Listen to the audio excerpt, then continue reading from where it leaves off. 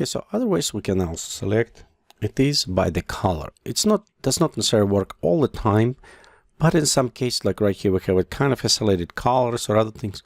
We can use this as well. And in some cases, you saw when we remove like hair in specific areas, we're using by colors. So to do this is actually very simple. We have our layers. We go to select, color range, and we'll just need to click on the area where we want to apply this. Notice we have it slightly, not all area. So expand, we can use the fuzziness to expand a little bit more. And sometimes you have it some points showing. And remember, if the gray is semi-water transparent, so we want all transparent here, you can add more than single color to this by pressing the hold down shift button and left click with mouse, and you can just click on those areas or just click and drag kind of. And you can see you add more elements to this, so it's clean up a little bit better. However, we start having problem with the mask, like around eyes, because it's reflecting some of this. But I don't worry too much about those areas because I can kind of add them afterwards. Always you can press Command or Option and just also add back some of those colors if you need it. But be careful because it's kind of, going back and forward too much on this one. Okay, so let's go to add this one. Okay, and maybe just reselect everything again. Okay, so right here, there you go. Okay, so what's happening when you select and you select something inside? So let's go click OK. We'll go to create mask this time.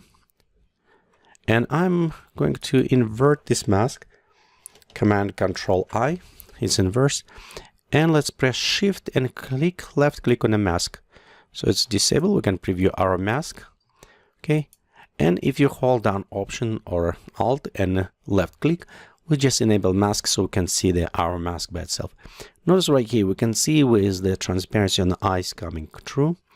Let's paint in. We can select our tool, white color, 100%. And we can just go ahead and paint in those areas. Okay, let's zoom a little bit closer on this eye. Because I know this area is not supposed to be transparent, so I can do it this way. And as well, we can do around here. Okay. One thing, this edge, if you remember, I told one time it is the blur is not good things for compositing because that is effect. So we need kind of rework on that blur. But overall, here we select it. Let's go ahead. Enable mask. Okay, and you can see right here we actually have a nice mask done with the color. It's not necessarily will work all the time. In this example, it's work okay. However, if I probably done vector go here, vector go around, and just color only around the eyelash. So because the eyelashes come up very good in this case. So right here we can do with color and rest probably by the pen tool. But overall, here's example how you can use it color selection to select and creating specific mask.